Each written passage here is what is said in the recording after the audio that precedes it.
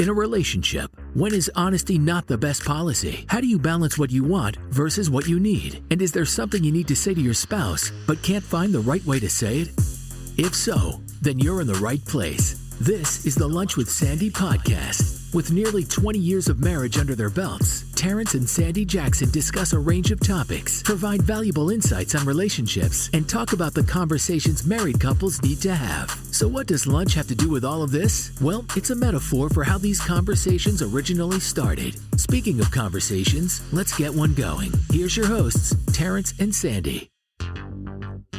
Welcome to the latest episode of the Lunch with Sandy podcast, where we delve into various topics and often insights from the perspective of people who have been married for a very, very, very long time. I'm Terrance. You said that with quite enthusiasm. And I'm Sandy. And today we're going to have a little conversation about health and wellness. But before we get into that, we're going to start every show off like we do each episode. And we're going to ask the question to the one, the only Sandy. How are you today? I'm feeling all right. Feeling all right. Yeah. One of these days, Sandy's going to give an answer to that question, and it's going to knock everyone off their feet. Well, I got a Thai body massage last week, so I'm still shaken out from that. Yeah, you should Wonderful. never be in a situation where you go get a massage and you have to shake yourself out afterwards. That means that they're literally beating you up. Oh, it feels so When good. I go and I get a massage, when I'm done, I feel so relaxed. I'm ready to get back into whatever workout routine that I have for that particular month, because I go every 5 weeks. But it just makes everything right. You got this massage like 2 weeks ago. No, Count it. it was Friday. It wasn't this past Friday. Not yesterday, but well, the listen. Friday before. Tomato. I don't think you still should be having bruises from this. I didn't.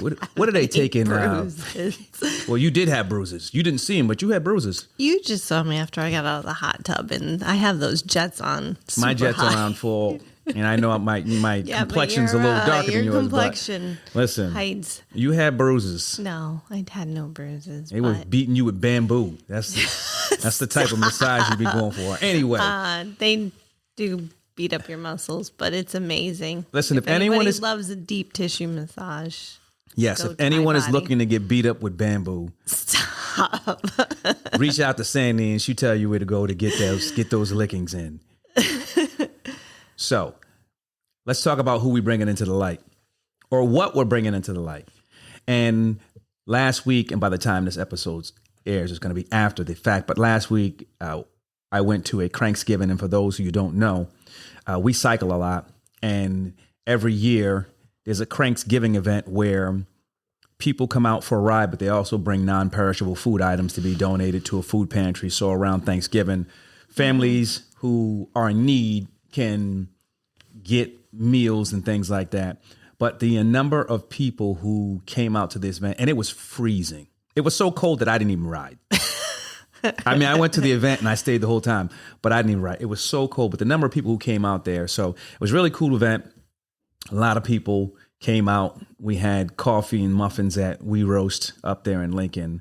But I wanted to shine a light on Cranksgiving. It was the first one that I actually went to, but it's an event that it's Just a Hill and John Stenning, they put that on every year. And Matt from MBX was there. Obviously, we were there. It was a really good turnout. So that being said, let's talk about something that Sandy mentioned a couple episodes back. Now, a couple episodes back, you mentioned... I mentioned all kinds of things. Yes, well, in this particular episode, you mentioned that you thought you were going to grow old and fat with me. You thought we were going to grow old and fat together, and your expectation was a little bit different from mine because, as you know, I'm vintage. I get better with age. I wouldn't say that I really meant fat. Well, you said like it. Obese. Well, I didn't say obese. Right? Like but just not caring as much as, our body. Well, listen. I think she's saying the same thing. She's just rewording it. But trying to make it a little softer. When it comes to physical activities, I'm pretty active. And part of that is because, you know, the healthier you are, Yeah. the longer the opportunity is for your run. And when I say your run, I don't mean your physical run, although running is a great way to stay healthy and fit. But what I mean is, you know, your lifestyle benefits when you live healthy. Well, yeah. And we're only given one body. We need to take care of it. You're absolutely right. You're only given one body and you need to take care of it. So what I wanted to do today, I wanted to talk about some of the benefits of staying healthy as a couple. Now, we both ride, we both run. We recently started riding together, although you haven't ridden in a minute. Not outside. Yeah. It's too cold for that. Maybe after I get some better cold gear. Yeah. Maybe. There's no time better than the present. But anyway. I said you might be a winner. Yeah. You know, it's exercise does so much for you. But, you know, I mentioned running a minute ago. One of the benefits that physical activity does, and particularly for running, for me at least, is it's proven that when you exercise, endorphins are released and that helps reduce the stress that you're under. And if you do that as a couple, now you're in a position to support de-stressing as opposed to stressing each other's lives. Because, you know, it can be stressful being in a relationship. Just Silence. leave that hanging. Well, listen. Are you saying I stress you out? What I'm saying is I am real at all times. And the fact of the matter remains, or the fact of the matter is, as much as I love you and as much as everyone loves their partner, there are times when they stress them out. And what I'm saying is, if you decide to engage in physical activities, cycling, running, swimming, and you're doing that together, you're actually supporting your partner in an effort to relieve stress from their life. No, you're correct. Yeah, those endorphins just, I think it's all tied together, to be honest. Like when you feel like physically well, I think it also helps your mental wellness, right? Like you feel good, you look good, you know, it just kind of all blends together, and just for this ultimate just feeling of wellness. Yeah, the other benefit of taking part in exercise together as a couple is you start to build a bond that is, it's going to make your bond stronger, but at the same time, now you have this other thing that you do together, and there is an additional aspect of bond building. That is a real phrase. Bond building that takes place around that activity that you're actually focused on. And now, the one thing that I will say is there's a particular activity that I will not be taking a part in with you, and that's hiking. You know, I don't do the hiking thing ever since You that just don't one. want to be in the woods. Well, I mean, listen. First off, I'm going to say this. From where I'm from, You don't want to go into the woods. I mean, you don't hang out much in the woods. You know what I mean? It's not a good connotation about the woods. Yeah, listen, I'm not saying there's anything bad about the woods. I'm just saying that's not my thing. And the last experience that I had with you hiking has scarred me for life. And so I choose not to hike with you. You know, just one bad experience shouldn't negate you from doing it ever again. But with that being said, you know, I think it's great when couples do exercise together. I think it's more valuable quality time than it is, you know, sitting down and watching TV together, right? Because at least when you're watching TV together, you're just distracted by whatever is being presented on the screen. When you're working out together, normally you're still communicating with one another. You're still talking. You're like whatever topics you want to talk about. But do you know what I mean? Like there's still some engagement there where just sitting on the couch watching TV, there is no engagement. So I would think that's even a healthier way to spend time depending together. on the exercise. I don't know if I want you engaging with me. Just focus on the actual exercise. Not saying that you can't engage, but depending on the exercise, you may need to be focused during that particular exercise. The other benefit from exercising together is you kind of hit on it. When you tend to exercise together, or when you start to choose a healthy lifestyle and you're doing that together, there are other lifestyle changes that typically happen when you do that, right? If you're going to engage in physical activity, now you start to think, well, I'm doing all this exercise. Well, I'm going to say this doesn't always apply to you. No. This doesn't always apply to you. But typically you say, I'm engaged in all these physical exercises to be healthy. I'm going to also change some of my eating habits. I'm going to start eating healthy. You start to adopt other lifestyle changes that are healthier. And when you do that together, again, I think what you're doing is you're strengthening that bond, and you have this commonality now in this aspect of these sort of things that you're actually doing. But to your point, right?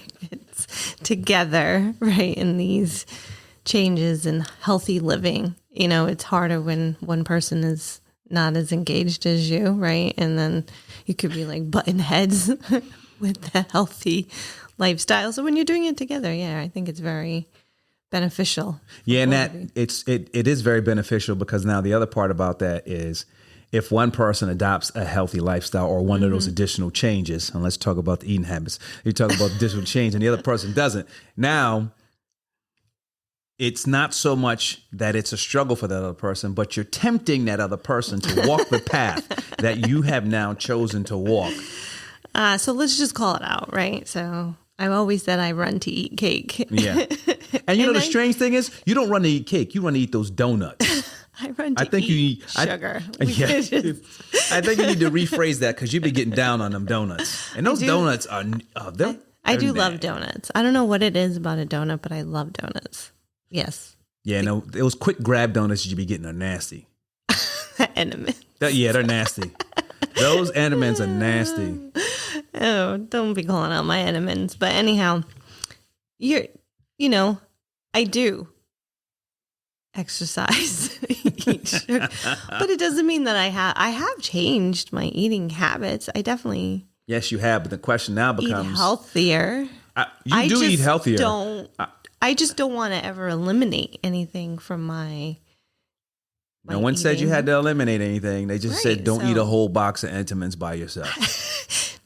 I didn't say one day before you even get there and say, oh, I don't eat them all in one day. You still eat the whole box. Yeah.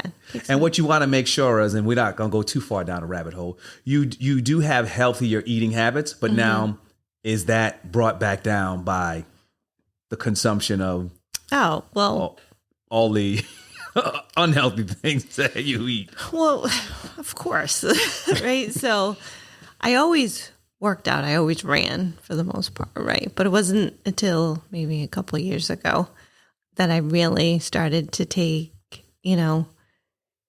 just everything into, call it seriousness, to where I'm active every day. And it's not just running, it's weightlifting, it's yoga, it's biking, cycling.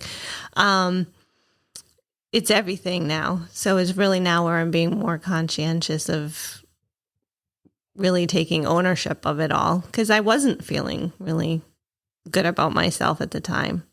After having Ayla and my body not snapping back as quickly as it used to, right? Like I just wasn't. But at the same time, like it just took time to just start implementing things. Like I couldn't just go automatically. Yeah. Just start, cold turkey. And I don't want to eliminate sweets and sugar out of my habit. Could I have done it faster if I had? Yes. Well, we're gonna get to that whole eating aspect in a second. But before we do, I want to point out one other benefit that exercising together as a couple has. And if one couple doesn't, if one member or one partner doesn't, I said one couple, then they may not be around. And that benefit is longevity. Mm-hmm. When you start to live a healthy lifestyle, again, you're presenting yourself with the opportunity to play the long game. the healthier you are, the chances are that, you are going to likely live longer. And when you do that as a couple, fortunately, now you can be together for that much more That time. much longer. Right. I don't remember which trainer it was, but I heard one of them say something like, the choices that you make today will impact you tomorrow, right? So if you think about that our healthy lifestyles now, to your point, is going to hopefully lead to longevity together. So so that we can be happily married for another 20 plus years. Yes, another 20 plus years. Woo. Now, let's talk about the challenge of eating healthy. Now, I'm gonna tell you one of the challenges for me is challenge. I think it's a big challenge. There's a number of reasons for it, but it is a big challenge. But again, now when you start talking about, okay, well, as a couple, if you're on this healthy journey together, and as part of that, one person decides, hey, listen, I'm going to eat healthy. I'm going to adopt this additional aspect of the healthy lifestyle called eating. I'm not just going to do the physical activity. I'm going to actually start eating healthier. And then the other one says, nah, I'm going to eat whatever I want to eat. That can be a challenge, because now the temptation is there for you if you're not disciplined and if you're not strong-minded, you may fall off. stuff like eat a Reese's in front of you. Yeah. Yeah. Well, I mean, Well, if you ate a Reese in front of me, I'd be like, I need one. Yeah. And so there are a couple, eating healthy outside of what I just talked about, there are a number of challenges, but there are certain ways that you can combat those challenges or get around those challenges. And a big one of those is meal prepping. And you know how I feel about meal prepping. I don't do it because you don't like it, but meal prepping. I don't like it. Well, it's not that you don't like it. It's I think part of you is old school, because I always say, you know what, I'll make all my meals on Sunday, and then have my meals prepped for the rest of the week. And so from a healthy perspective, I've planned out what it is that I'm going to have for the week. And I don't know if I would actually do the whole week. Right now, it's all abstract. It's all in the mind. I say go for it. But that gives you the opportunity to plan. And if you're disciplined enough, you can stick to that plan. And that makes it less of an actual challenge when it comes to healthy eating. Well, right. And I think, so that kind of brings up a funny point. I think our eating habits are probably a little different. So where more of my healthy eating is, a particular doctor had said, eat like a king for lunch and a pauper for dinner. And I actually started implementing that into my day-to-day eating. Because her rationale was, consume your calories when you're the most active, right? Yeah. Rather than, I feel like people have larger dinners, right? And that food just ends up just kind of like sitting in your stomach because, after dinner, what are you doing? Maybe you're having dessert, you're chilling out, maybe watching some TV before bedtime, So it clicked and I was like, that makes so much sense. Eat your calories while you're active, right? So that's lunch. So I have a big lunch. And then for dinner, I try not to eat too much. It's usually like a salad or something like that, like something lightweight and easy. If I'm going to have meat, it's usually like a fish or worst case chicken. But yeah. I guess that's a form of portion control. And portion control is another way to make eating healthier less of a challenge, right? So, one of the most common techniques with portion control is use smaller dishes, right? So smaller bowls. Well, that and plates. They even sell containers specific to what it is. Prepackaged stuff. Yeah. Like this is your protein container. This is your nuts container. Oh, yeah. So specific containers. They also have a lot of stuff that's prepackaged. And then there's a couple of things that you can do to actually make sure that you have some form of portion control when you start talking about all your meals, right? And you can do there's a method where you divide your plates into a section for vegetables, a section for protein, and a section for, grains. If that's something that is helpful, that's pretty straightforward. And, you mentioned the containers that they have for the different portions or for the different sections of what it is that you're actually going to eat. They actually also have prepackaged. When you think about it, what do they call it? One serving size or whatever. Those are other ways that you can actually work towards eating healthy and make it less of a challenge. I mean, a lot of that stuff takes a bit of pre-planning. It does. And there's so many out there too. I think there's another one that's like your protein shouldn't be bigger than the size of your palm. Yeah. And then I forget how much the grain is. I'm sure everybody can look this up. And then the rest, if you're still hungry, that's all vegetables. Yeah. Eat as many veggies as you want. But you have to stick it is kind of like a portion control, but you get unlimited vegetables. Yeah. There are two things that always get people. And vegetables. Well, not vegetables. I love vegetables. Eating but vegetables. Cravings and eating out. And the thing with cravings is you have to learn what your triggers are. Chocolate. Well, I mean, you have to know yourself and you have to know what your triggers are. And that's not to say that you can't indulge, but from the perspective of that change in those eating habits and that lifestyle, you really need to know how to control your intake when you talk about those cravings or what is going to, because a lot of times the cravings are typically triggered by something, whether it be a smell or action or something like that. And when you know what those are, then you can work towards trying to avoid getting yourself in those situations. And then the other one, eating out is huge because I don't know I know we haven't.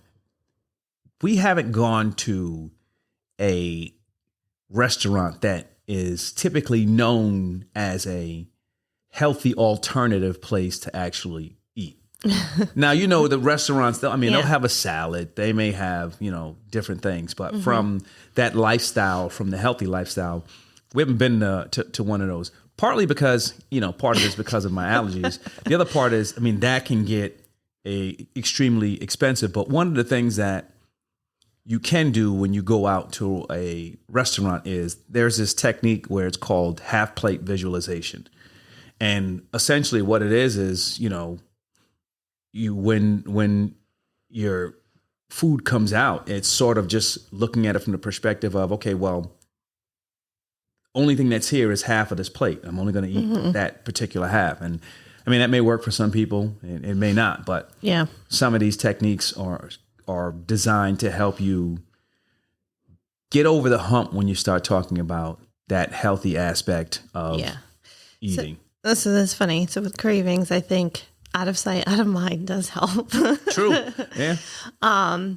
Two, I don't know. So like I said, when I really started taking my exercising seriously, I have slowly, I can't say lost my taste for chocolate, but no, you haven't. I do not crave it actually as much as I used to when I first started out. Like I couldn't go a day without some kind of form of chocolate. And nowadays I can, surprisingly enough. I also switched to dark chocolate, which is also a little help. Which is something that I'm not a huge fan of. But a little bit of a helper. But in going out to eat, I always try never to eat everything that is on my plate for takeout because, well, I love leftovers. I know some people don't, but I love them.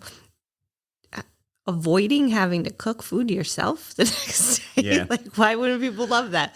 But so when I go out to dinner, I try never to eat everything that's on my plate because we do overeat. That's true. And I need to actually implement or employ that half plate visualization because I'm one of those individuals where I don't like leaving anything on my plate. And it's not because I'm hungry. It's because one, we were taught. I don't Eat everything on your plate. That's part of it. But the other part is I don't want to bring, I'm restricted with what I can eat anyway. Yeah. I don't want to bring that home because typically those types of foods aren't conducive to the point where, and conducive is not the right word, they're not the best types of food to be reheated. Yeah. So from that perspective, I try to, finish the plate. The other thing, honestly, is outside of even portion control and sizes and stuff, is eating more slowly. True. Yeah. So I think we sometimes have the tendency to eat fast. Because of that fast pace that we're stuck in. Yeah, exactly. And that the trigger to feel full takes longer to come because we're just shoveling food down our mouth. Yeah. But when we actually take our time to eat and chew our food, you actually get fuller as well, like with less. Yeah. Because your body is now digesting the food and, you kind of get that trigger. Like, okay, I can stop eating. I'm full. Slow down. Yep.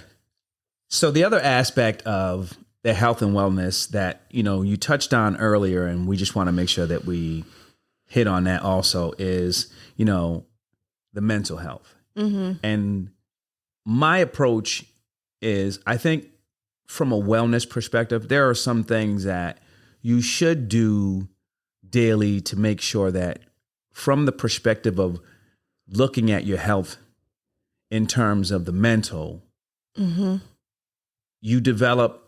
should develop a routine where you're giving yourself the opportunity to put yourself in a space where you take the time to make sure that you are mentally well. Honestly, for me, just exercising itself is making me feel mentally well. There's a big difference in my day, which I recognize when I work out in the morning and when I don't work out in the morning, Yeah. Like it definitely prepares me for the day. I feel more awake. I feel, kind of more ready to take on the world when I've already worked out than when I haven't. So I think that is just huge, and I don't know how it is for people these days who work out at night. Yeah, I can't Maybe it's their de-stressor before they go to bed, But unfortunately, that's just not me anymore. But, which is kind of funny. I guess I was always a night person and I somehow turned into like more of a day person, which is really weird. Well, yeah. So I'm glad you clarified you're a day person and not a morning person. Oh, yeah. No, definitely not a morning person. One of the big things for me, and this is one of the reasons why I always say this is, I get up so early in the morning and I work out very early in the morning. Sleep, the small amount of sleep that I actually get has to be a priority for me because my body just wakes up whenever it just decides to wake up. And I'm not going to cut out the exercise piece. In fact, there's, I find that I end up doing more. But in order to make sure that my brain and my mind, it can still function and deal with everything else, I have to take advantage of that small window of sleep and prioritize sleep during that time. Yeah. So I am maintaining, my mental wellness because you think about it. I get up very early. I'm still going to exercise. You still got to go to work. You still got to deal with all that stuff that comes during the day. Yeah. And if you're not getting the proper amount of sleep, well, I know if I'm not getting the proper amount of sleep, I don't deal with that stuff as easy. No. Well, sleep is so important. And that's not an issue I've ever had in my life. No, you do not have an issue sleeping. I said, well, sometimes falling asleep I do. And that's because I think my brain is just overactive. So, which is kind of funny because I feel like I said, I've turned more into the day person. So I like to start my day with my workout. I like to, whether you call it meditating, praying, whatever it is. I also try to do that first thing in the morning. Well, I wouldn't say first thing in the morning, but right before I start working. Dear Lord, let me get through this day without killing somebody. Right, exactly. Yes, dear Lord, give me the strength to get through today's work. So to me, that puts me on like a good foot, right? But at the same time, like I said, my brain sometimes is overactive. Currently, for the most part, I'm usually so tired by the time the night comes that I'm fine. But, I know for other people who have overactive brains, sometimes just journaling at night and writing everything down, before they go to bed is helpful. I've had to do it a couple of times when I have just work too much on my brain. I've tried to go to sleep and I can't because it's just on my brain. So I've gotten up and I've just gone into my office and just written down what I'm thinking. And then I'm golden. I can fall asleep nice and easy. So yeah, and one other thing that is kind of overlooked, but we talked about it. That's important when you start talking about a routine for your daily mental health is nourishment. You got to make sure that you're nourishing your body. You got to make sure that you're eating right. You got to make sure that you're taking in liquids. Because if you're not, I still get the liquids. Well, yeah. What liquids you talking about? Not the tequila. Yeah. I'm fine with that, but that has an impact. If your body's not getting the nourishment it needs, brain activity, function, all that stuff's going to be affected. From a wellness perspective, it's not just going to affect your physical wellness. It's going to affect your mental wellness. So that's something that people shouldn't overlook, particularly when you're staying active. Because now that you're staying active, you can be in a situation when you're not as active. And sometimes from the perspective of nourishing yourself, you may not get everything that you actually need on a day-to-day basis and still be okay. Yeah. But when you start burning that fuel through physical activity, it becomes more important to make sure that you're actually nourishing your body, not just from the physical perspective, because obviously you're going to need it from a physical perspective, but from a mental perspective to make sure that, that awareness, that health is there also. Well, and that's funny because, we're talking about a lot of exercising and things of that nature, but that's also why yoga and stretching and foam rolling is also so important. Yeah. Because you can't just spend your time, strength training, cycling, running. Like your body you can. needs, well, you can, but your body needs to still recover. So you can't also go chaotic and crazy and just, what I your mean? body needs to recover at the same time, from the perspective of that mental wellness. Part of it is allowing, your body time to recover because it's all connected. Yeah. It's all connected. So when you're stressing out your body, you could be it's going to affect you mentally because you're going to feel the aches, you're going to feel the pains, you're going to start thinking about them. And so as we started this episode, go for your Thai body massage. Go get that. Go get beat up by that bamboo. All right. So essentially what we just discussed was, living a healthy lifestyle. And that healthy lifestyle can be more than just a personal journey because you have the opportunity to share that with your significant other. And when you do share it with the significant other, it can strengthen your relationship. It can enhance your overall well-being. And over time, it can lead to significant improvements in your life. Now, you know what time it is? It's time for a nap. Well, at some point you can get to that. But, we start the show a particular way and we always end it a particular way. And we started with, we used to call it the spotlight of the week, and we moved to bringing someone in the light. And for this episode, and then we end each show with the realization of the week. But I'm changing that too because as with everything. What? Yes. Everything is a process of growing and getting better. And now I'm going to end every episode with a weekly reflection because I think that fits better with everything that I'm actually putting out into the universe. And this week's reflection, it has to do with growth. Because growth usually happens when you get out of your comfort zone. And too many people are too afraid. I'm going to use afraid because I'm not going to use afraid. People are too comfortable to try different things. It's easy to be comfortable doing the same thing that works for you, but to truly grow, sometimes you got to push yourself and get uncomfortable. And that's where the true gains in life are going to actually come from. That's why you need to try hiking again. Anyway, that's all for this week's episode. Please be sure to follow and leave feedback on your favorite podcasting app. Thank you for listening. Be safe.